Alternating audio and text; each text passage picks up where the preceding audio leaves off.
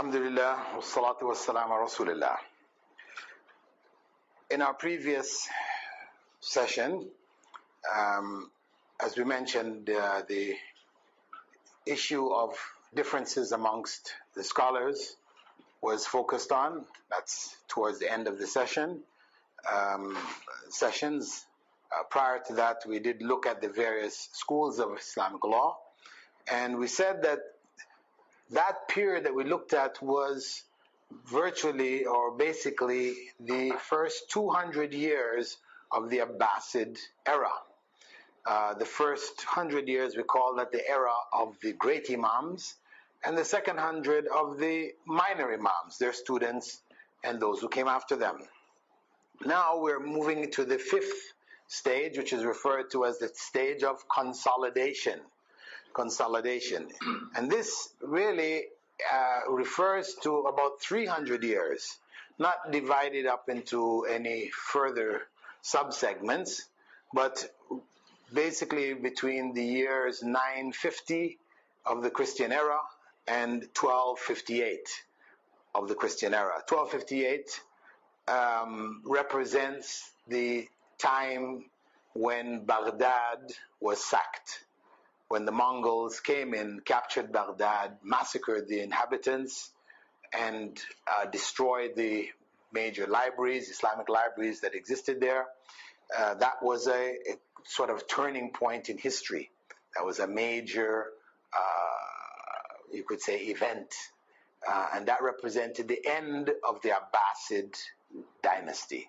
Of course, during those last 300 years, it was on the decline. A number of other forces were active. Some of the, you could say, the administrators of the Abbasid Empire took over and really controlled it, so that the Caliph or the Khalifa was only a figurehead. You know, there was a lot of intrigue which took place in those last years of the empire. At any rate, what happened during that period, first and foremost, is that the number of Islamic schools of thought dwindled till they reached the main four that we know of now. Actually, they had gone down to about three. And the fourth, the Hanbali madhab, was sort of a minor madhab, followed by a few. But the main three was the Hanafi, Shafi'i, and Maliki. So the great scholars of that earlier era, like Imam al-Awza'i, Sufyan al-Thawri, Abu Thawr, Ibn Abi Layla, and Al-Layth ibn Sa'd, and others, their schools by that time were on the wane. Only a few of them really had any impact by that period of time. And the common people came to understand that Islam was these four schools. The other schools were now forgotten. Only the scholars of Fiqh, who were in the process of debating and discussing and researching, etc., were conscious of these other schools. The four schools now became entities in and of themselves. And in this period of time also, we saw the rise in fabricated narrations to justify the existence of the four. It started in this period. We could say it got worse as time went on. One of the noted aspects of this period is that the scholars of this period, though they may not necessarily have been considered we could say madhab scholars, that they limited themselves to schools of Islamic law. At any rate, whatever school that a person studied under, he was labeled accordingly. So a great scholar like Al-Husayn ibn Mas'ud al-Baghawi, who did the classical text known as Sharh as-Sunnah, he is called, when you see the books describing him and mentioning his name, of that period, he was called Al-Husayn ibn Mas'ud al-Baghawi al-Shafi'i. So al-Shafi'i became a part of the names of the scholars. Every scholar of that period, you'll see all of them. They had al-Hanafi at the end, or al-Hanbali, or al-Maliki, or al-Shafi'i. it just became such a standard, nobody even questioned it.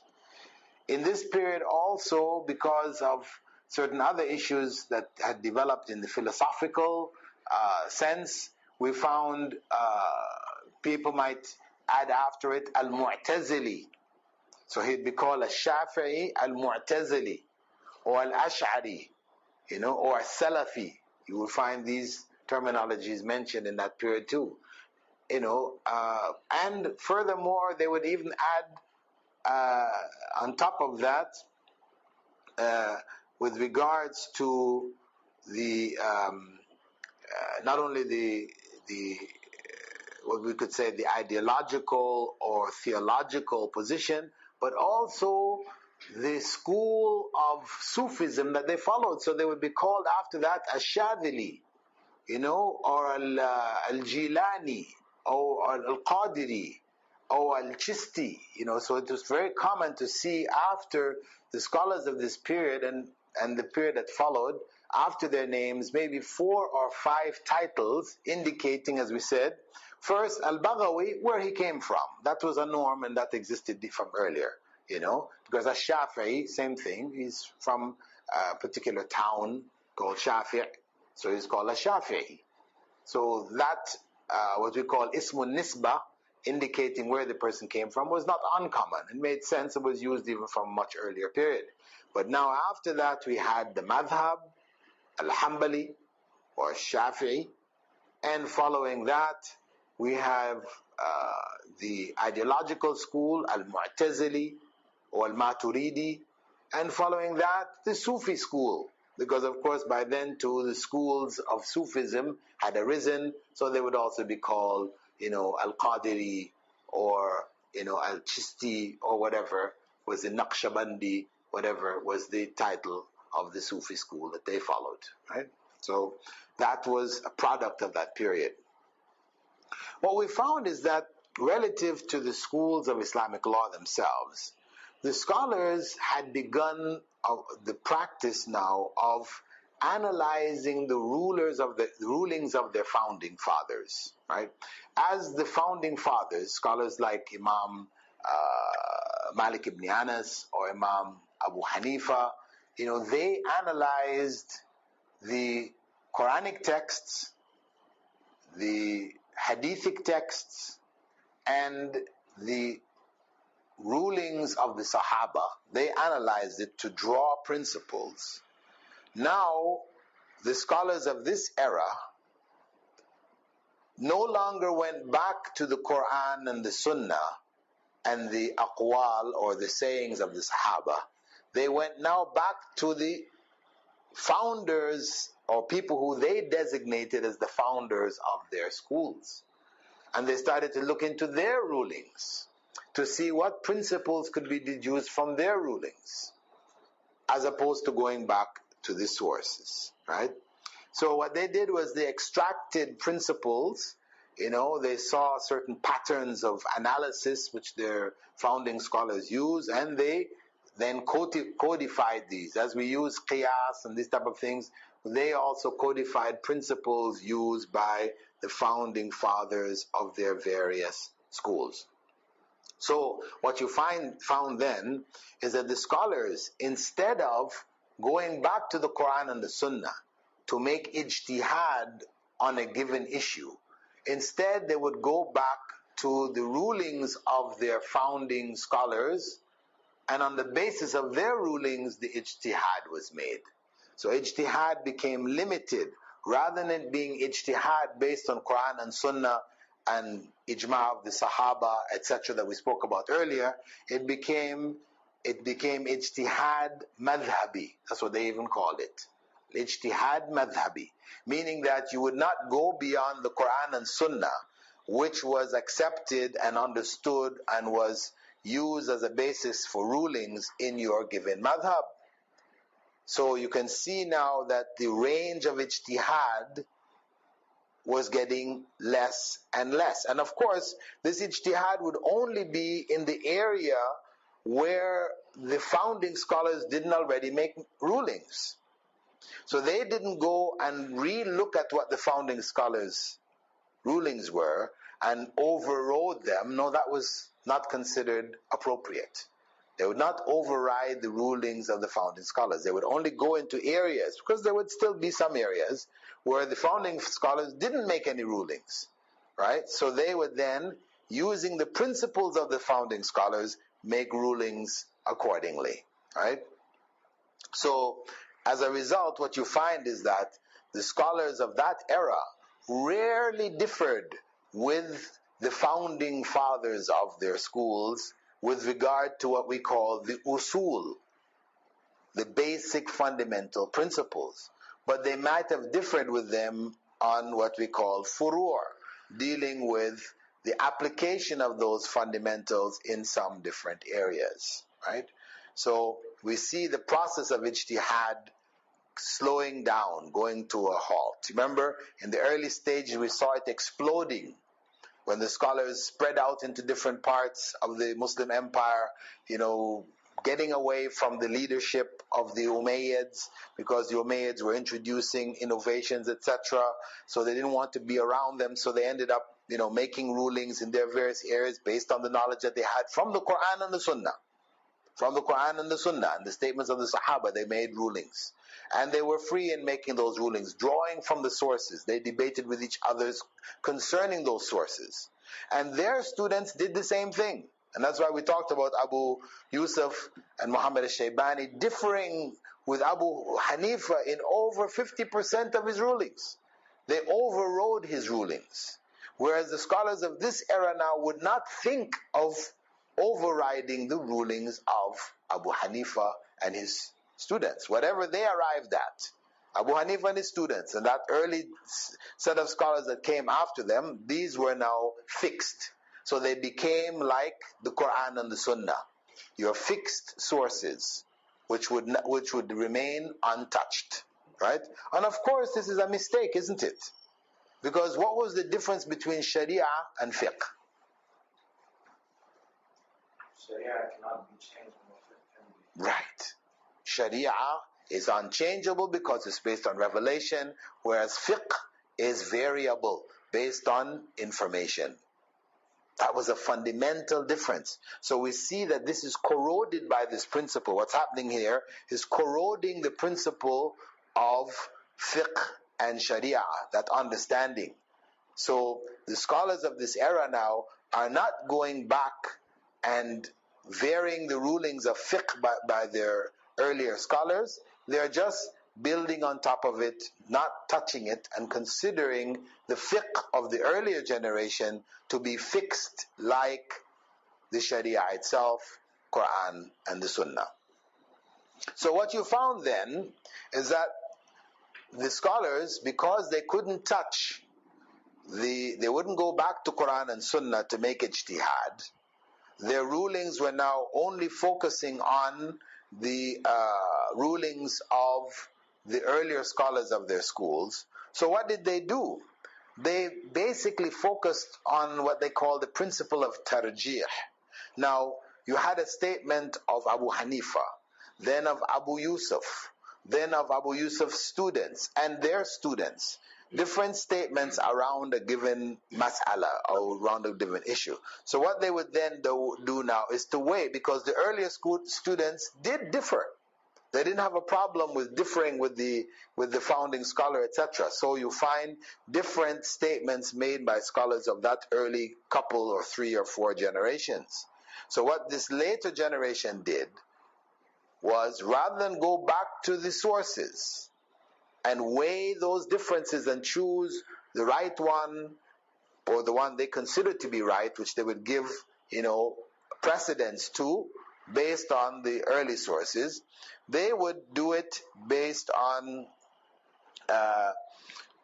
what was authentically narrated. They would look back to see what was authentically narrated, and they use this principle of tashih. So where there were false narrations attributed to the founding fathers or their students, etc., they remove these. So this is the process which they call tashih. And then, having removed those and looked at what were considered to be authentic statements, then they would favor one over another among those early rulings. And that was what they called tarjih. And usually it would be according to what the majority of the scholars of the madhab favored. So they would say, well, this seems to be the stronger position because this scholar and that scholar and the other scholar took that position, whereas only so-and-so took the other position, right? Or a given scholar may have made two statements, one an earlier statement and not one a later statement. And they may go with his earlier statement if remaining scholars that came after him supported his earlier statement, even though his later statement may have been the one he concluded to be more accurate because there was more evidence to support it. Right? So this is where their activity, the fiqh or legal or legislative activity, was focused within the confines of the madhab, just molding, cleaning up, reorganizing what already exists. So what that did is that it made the process of establishing rulings a lot easier, because things were now organized, streamlined. So if we have an issue which comes up, we need to figure out what is the ruling for it, we can easily go back and get to it, right? That was good. That was a good development. But at the same time, what you've done now is you've made the madhab into a clear, separate entity, because you've not gone outside of those foundations. You have not looked back to the sources, so you've limited your whole view to a very narrow field, right? And what happened during this period also is that fiqh, as a science, developed its own format of presentation. Just as hadiths, as the science of hadith evolved, then the structure of how hadiths were presented with the chain of narration, it evolved during that standard period, right? Similarly, what happened during this period is that the fiqh books took on a particular format, which has become the standard format till today. If you pick up a book like, for example, Fiqh Sunnah, which was written in the 20th century by Sayyid Sabiq, this is one of our reference books which we used in the earlier semesters on fiqh, right? We find that the topics that would be covered were according to the 5 pillars of Islam. That's where it starts. But the first pillar, Iman, they wouldn't go into, because that was left basically to the books on Aqidah, the books on theology. So the fiqh books would not touch Iman. Right? They go straight into Tahara. This would be your first area. So they go into Salah, because everything connected to Salah would be Tahara first, then you go into Salah, then you go into fasting, Sawm, to Zakah, and to Hajj. These are the standard pattern. If you look at Fiqh Sunnah, you'll see that's exactly the pattern it follows. And all of the books of that era followed this standard pattern. It became so rigidly standard that you will not find in any of the schools of thought any different pattern. This is it across the board. Everybody basically, 5 pillars of Islam, it's natural. It's a natural pattern, and following that, they would go on then to Nikah, then to talaq, because nikah and talaq, opposite sides, then to bay', business transactions, and they would close it off with adab, manners, right? This is manners, meaning the manners of eating, the manners of greeting, and these other types of additional topics. I mean, this sort of a minor thing closing off the books of fiqh, right? And how did they make this? How did they present their topic? If they took the topic of Tahara, for example, what they would do is they would present all of the proofs in this period here. What are the proofs that the scholars used with regards to an issue of Tahara? They would present them. Then the scholar, because he was a madhab scholar, right? He didn't go outside the confines of his madhab. Though he knew the proofs of the other madhabs and he mentioned them, what he would then do is he would systematically undermine the arguments of the other madhabs, right? He would undermine them, and then established why the opinion of his madhab was in fact the correct opinion. And that he would do at the cost of the evidence. That even where the evidence soundly supports, they would find other arguments to defend and to promote, etc. It's just like, for example, if you look at the issue of raising the hands in salah, after the beginning takbir. Beginning takbir, we start with raising the hands either to the level of the shoulders or to the level of the ears. Now, some people begin by touching their ears, right? So it's a standard way. But this is actually not from the sunnah. There's no mention about touching ears, right? So it's to the level of the ears. So after that, clasping the hands and going to ruku'. Coming out of ruku', everybody agreed on the first takbir. But after that, the ruku' which is made when you're going into ruku', Allahu Akbar, and you go into ruku', coming out, Sami Allahu liman hamida. These additional two takbirs, or raising of the hands, raf' al-yadayn, this was not practiced by the Hanafi school. Right? It was found in the Shafi'i school, found in the Maliki school, and in the Hanbali school. But in the Hanafi school, they strictly objected to it. They didn't do it. Right? Now, if we look at the evidences, the hadiths concerning raising the hands reach the level of what they call tawatur, meaning that they have been narrated by so many companions that it would be impossible for them to have agreed upon this as a lie and present it. And this is what we call tawatur. And this is on all of the levels of the narration of the hadith concerning raf' al-yadayn. So much so that Imam Bukhari makes that a separate chapter, and he actually wrote a book called The Proofs for Raising the Hands. This was to deal with the arguments of the Hanafis. Right? So the evidence is overwhelming. However, there is evidence for not raising the hands after the first takbir. There is evidence. There's authentic hadith, related back to Abdullah ibn Mas'ud, that he prayed in that way without raising the hands, except for the first time. So really, it is enough for us, looking back at this issue, to say that the most common practice of the Prophet ﷺ was to raise it when going into ruku' and coming out. But sometimes he didn't. And it means if he sometimes didn't, it is acceptable to pray without doing so. So it's okay to do this, or it's okay to do that. That would be the proper approach, bringing together the evidences, since they're authentic, enough.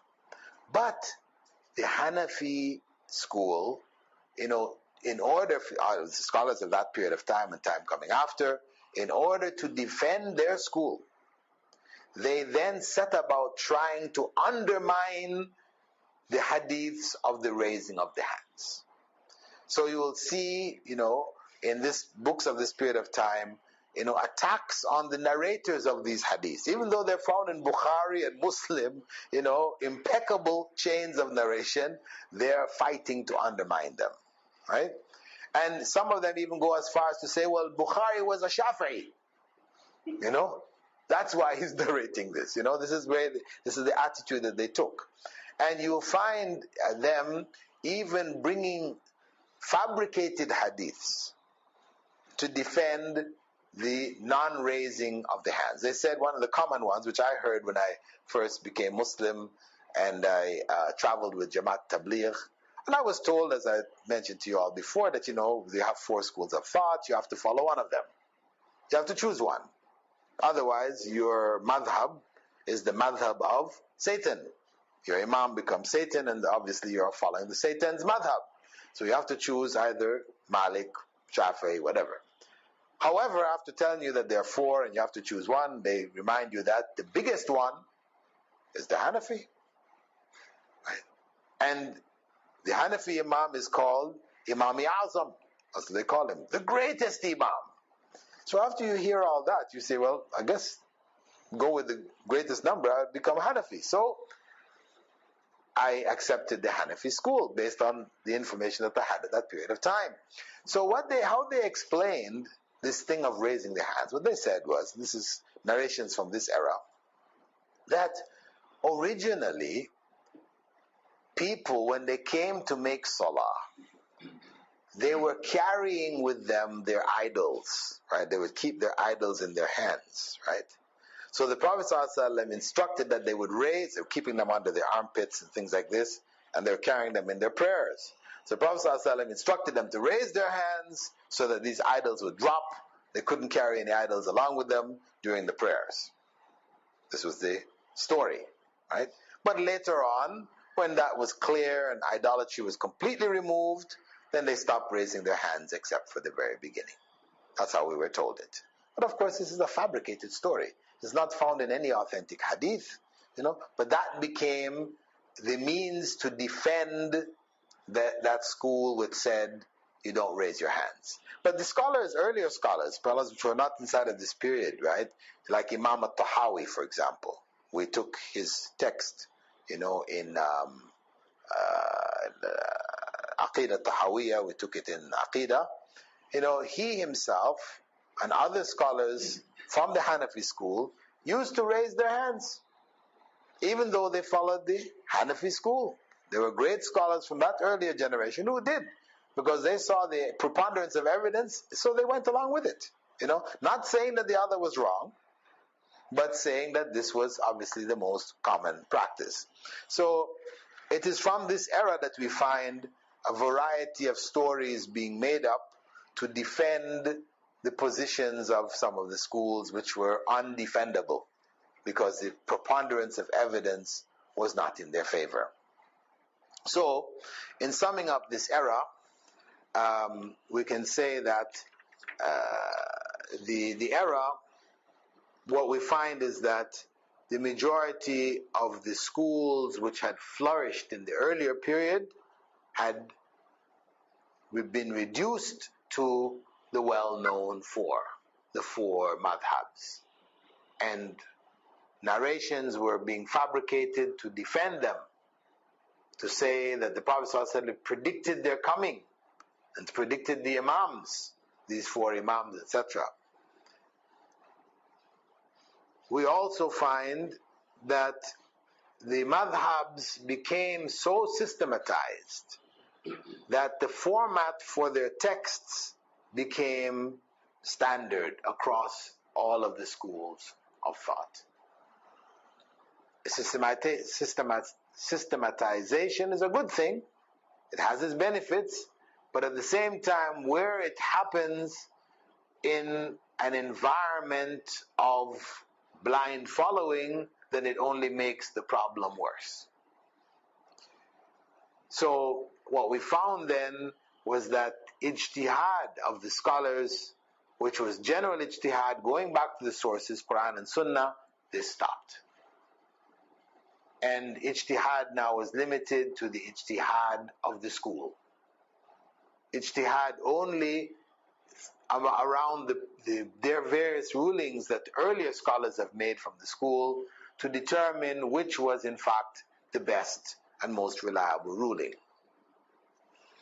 Following that, we did find the rise in comparative fiqh texts. Scholars wrote texts in which they did compare the evidences used by the various scholars of the various schools of Islamic law. However, it was done with a bias.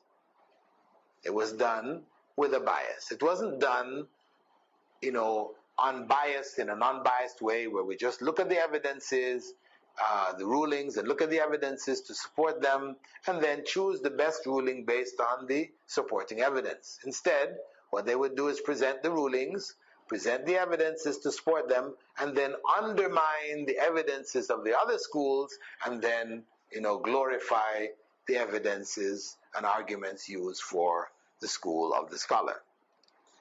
So that basically is what took place over that era. Following that period, and the period of the sacking of Baghdad, and that is referred, that's like 300 years that we're talking about. We have run through it relatively quickly. If we consider the 200 years before, we took 2 sessions to look at what was taking place in that period, because that was the period of growth. New developments were taking place, so there was a lot to look at, what was happening in that period of time. Whereas after that period of time, because the ijtihad had been reduced, then the work and the efforts of the legists, the scholars of law, it became much more limited. So you had a 300-year period where very little was taking place. It was only solidifying, consolidating all of the efforts and work of the earlier period. So once you have done that, then what comes after that? Decline, stagnation. Movement, ijtihad, now is grinding to a halt.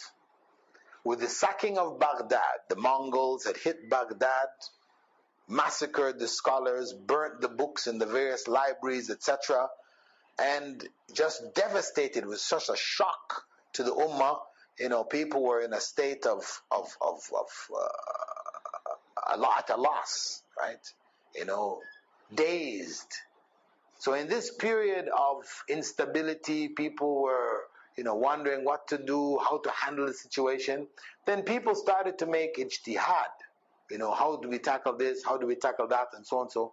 And the scholars, seeing that some of the people who were getting up and trying to make ijtihad, they didn't have qualifications.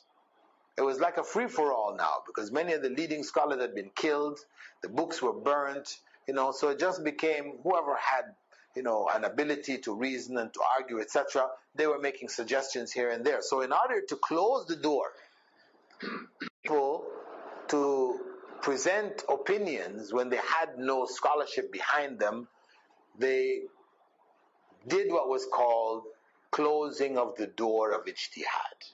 They said, close that door, period. Will not allow any more ijtihad.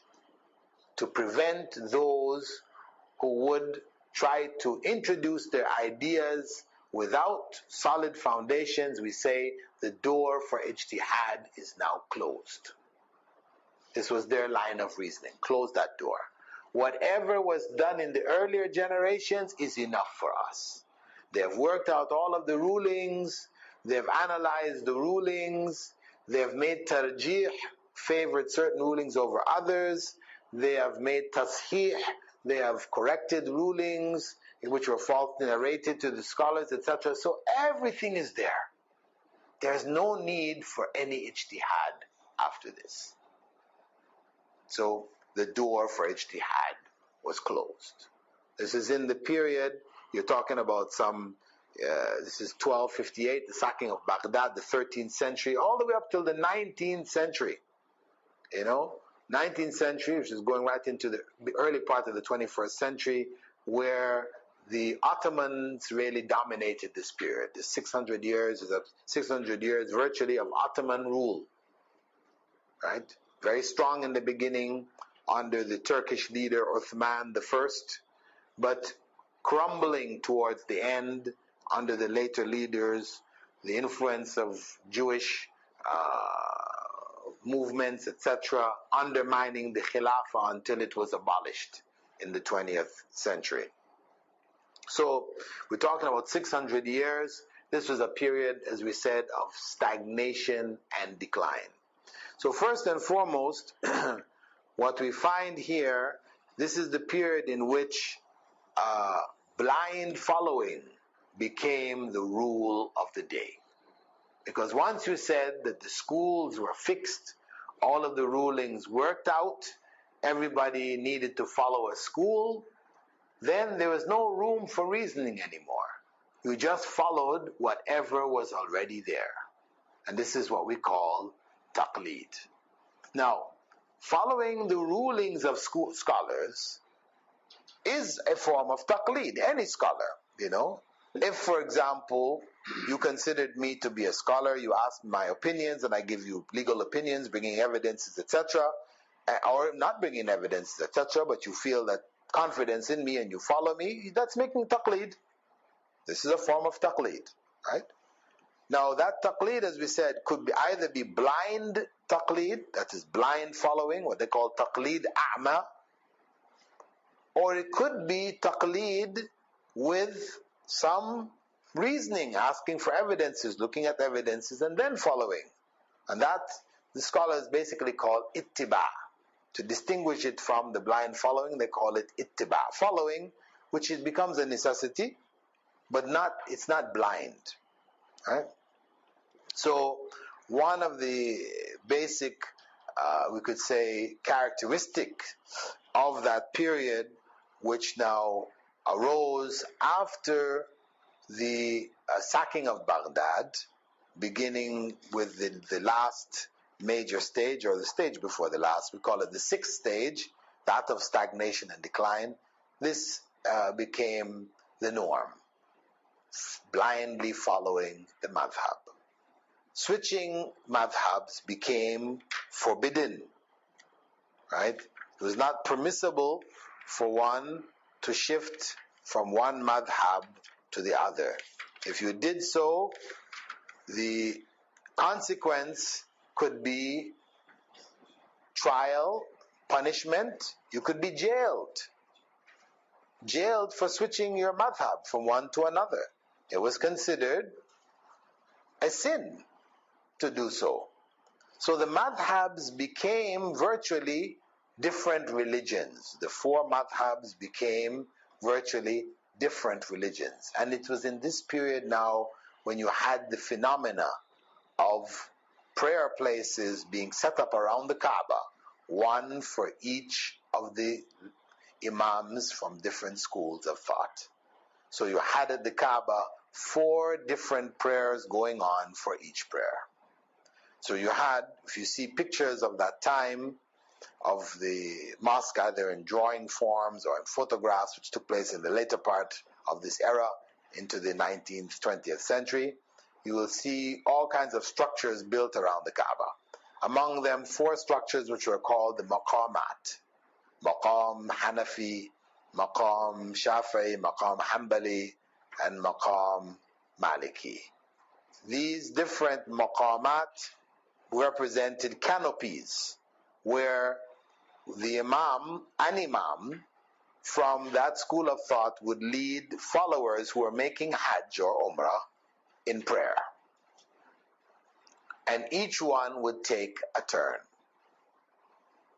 Right? So you had 4 different prayers taking place around the Kaaba for each of the 5 daily prayers. So what in fact was that? That was a state where the religion was broken up into 4 parts. So each madhab, which was originally a legal, legislative school, became virtually a separate religion.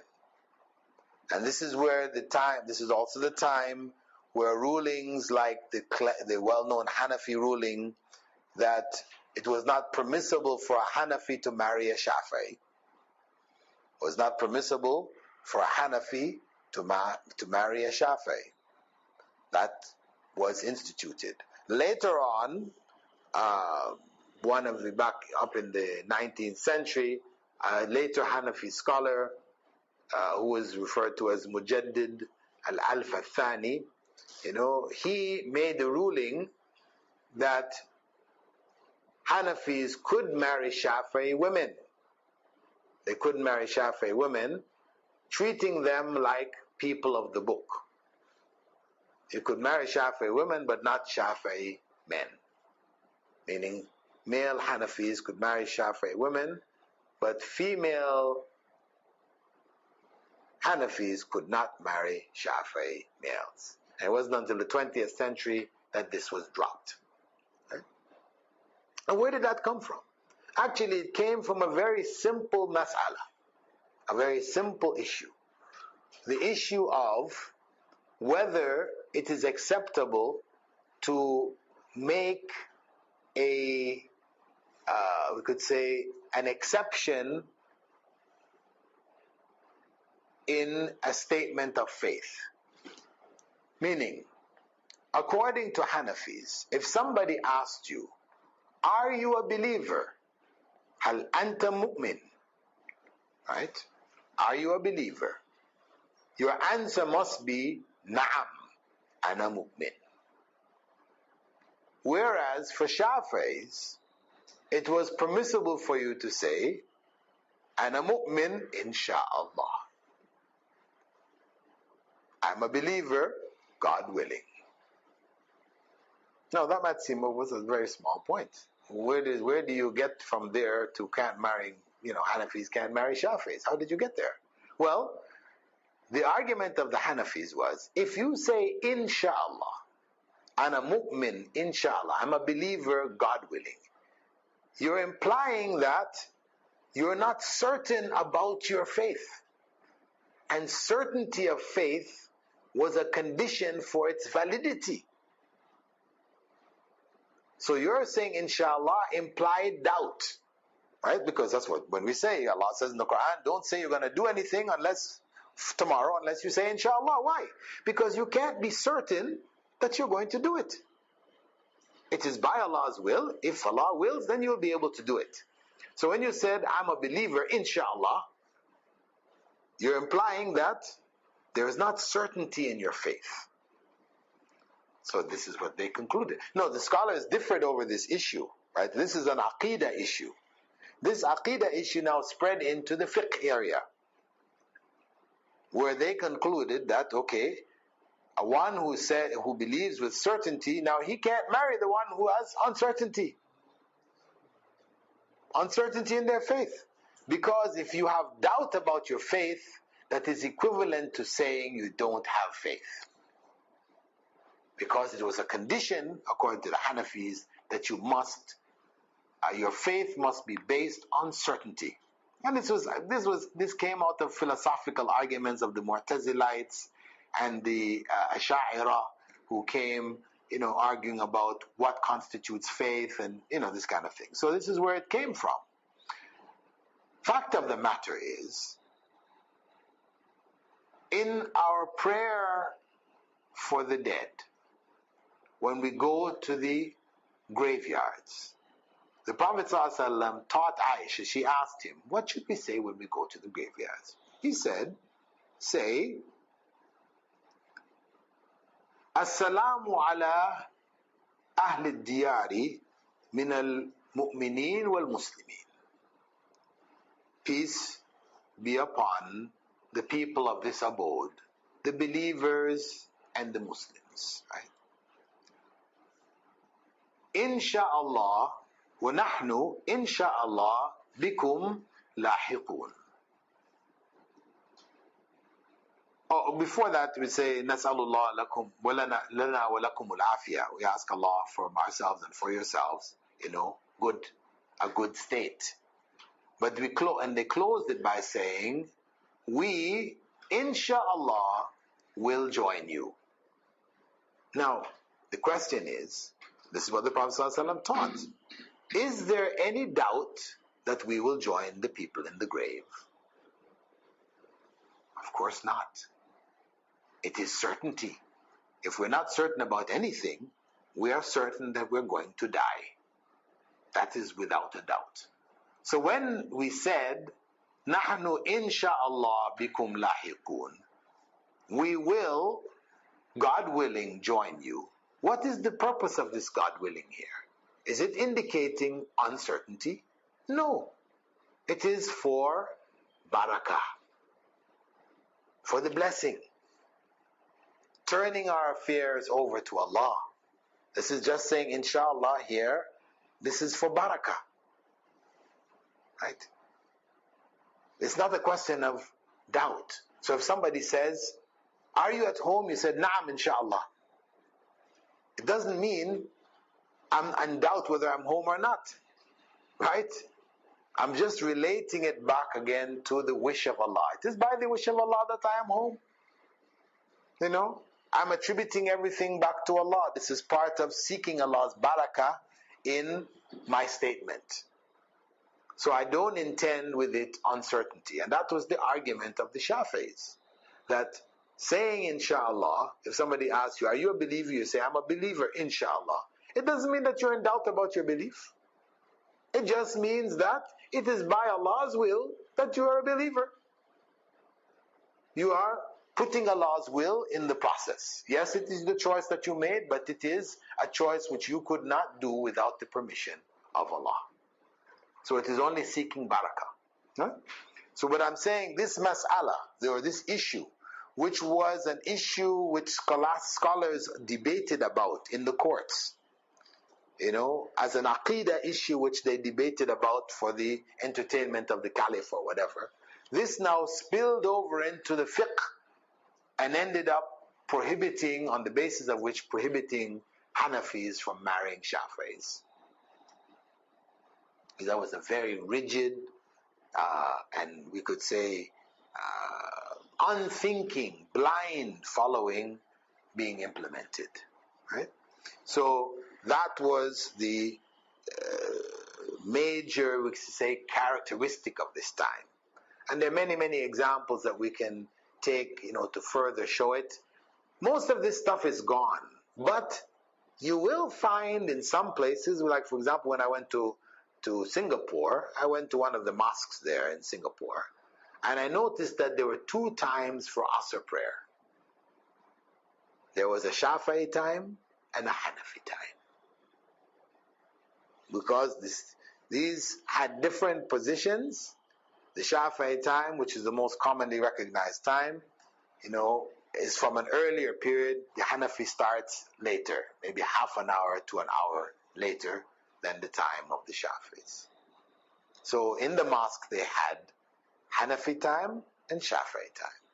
So Hanafis would come and pray at the Hanafi time, and Shafi'is would come and pray at the Shafi'i time. Of course, if everybody prayed at the Hanafi time, then it covered both, because the Shafi'i time would be included. But if you prayed at the Shafi'i time, that was before the coming in of the prayer according to the Hanafi school. So I found it there, and I found it in a couple of other places, and it does exist in communities where there exist both Hanafis and Shafi'is, you may find this phenomena. Just recently when I was in Toronto, students on campus told me that this was an issue of contention, and they were obliged to establish 2 different times and 2 different jama'as, 2 different congregations because of this difference. We'll stop here for the adhan. Subhanakallahumma wa bihamdika, nashhadu an la ilaha illa ant, nastaghfiruka wa natubu ilayk. Alhamdulillah, wassalatu wassalamu ala rasulillah. All praise is due to Allah, and may Allah's peace and blessings be on the last messenger of Allah. Prior to our midterm, we basically looked at the 4 madhabs and the main reasons for conflicting rulings. We talked about word meanings as either shared meanings or figurative meanings or grammatical meanings. That this was an area of natural differences which would occur as different scholars looked at texts from the Qur'an and the Sunnah, which had different implications based on the fact that some words had more than one meaning. And we gave the example of qur, which could mean both the period of purity between menses, or it could mean the menses itself. Just as in English we may have the word bow, which could refer to the act of bowing, or it could refer to the bow of a ship, or a variety of other things, like the word bow, also bow spelled the same as bow, having the meaning like the bow that a child might wear in her hair, or it could be the bow of the bow and the arrow. So in Arabic, similarly, you had words which had different meanings. Same word, but different meanings. So naturally, some scholars would take some meanings and others took others, based on whatever evidence they had to support it. In the end, of course, it is possible to go back and look over these differences and conclude that one or other was closer to the truth, or we could say was more accurate. Why? What did we use to determine which one was the most accurate? Sahaba practice. The practice of the Sahaba? Rather than the practice of the Sahaba, we would say it would be whatever the Sahaba narrated of the actions of the Prophet Muhammad sallallahu alaihi wasallam. Right? Because looking at a text, as we said, it could have more than one meaning. And maybe even amongst the Sahaba themselves, one could have taken one meaning and another took another meaning. Just as the example we gave earlier about differences where the Sahaba were told to pray Salatul Asr, not to pray Salatul Asr except in or near the fortress of Banu Qurayza. Some of them understood that to mean hurry up and get there. So if Asr came and was going out, you pray on the way. Others understood that literally the Prophet ﷺ said, don't pray Asr except there. So if Asr came and went out, they would let it go out and pray Asr in the time of Maghrib in the fortress or by the fortress of Banu Qurayza. So if the Sahaba could have differed over statements of the Prophet ﷺ, then it's not surprising that scholars later would find such differences. But in the end, how do we resolve such differences? In the case of where to pray, Prophet Muhammad ﷺ approved both. We don't have Prophet Muhammad ﷺ around to approve one or the other. So what we have to do is look at what was closest to his practice. What did he actually do? So if he said something else, or the Sahaba said or gave an explanation which was directly from him, which supported one opinion or the other, then we would favor that opinion over the others. Similarly, where we dealt with literal and figurative meanings, that's just as in English, words carry literal meanings and figurative meanings. Though normally, as a general principle, we take words according to their literal meanings. That's the normal rule. We said, why? Because that's how we communicate. When we speak with each other, we don't speak in figurative terms. We communicate in literal terms. The context will let us know whether it is figurative or not. So where the scholars differed over literal and figurative, we had to go back to determine what did the Prophet ﷺ do in this relationship or in relationship to these terms, as in the case of when the Qur'an said, وَإِذَا لَمَسْتُمُ النِّسَاءَ, and if you touch women, that you need to go and purify yourself. That what was meant here, literally, it meant touch. But we said Prophet Muhammad ﷺ's practice of kissing his wives and leading the salah clarified that the literal meaning was not intended here. Because if that were the case, then it would have meant that he was going to lead people in prayer without wudu. So that clarified for us. Similarly, grammatical meanings where words had more than one meaning, the same thing, we go back to the Sunnah to find the interpretation. Or statements of the Sahaba. But if we find the Sahaba differed amongst themselves, and we can't pin down one or the other, then it means that in fact we end up with two options. That we could take it this way or take it that way. Right? And the next area of differences was relative to hadiths. Hadiths themselves, these are the actual statements of the Prophet ﷺ. In some cases it was an issue of availability of hadiths. In some areas they were less available than others.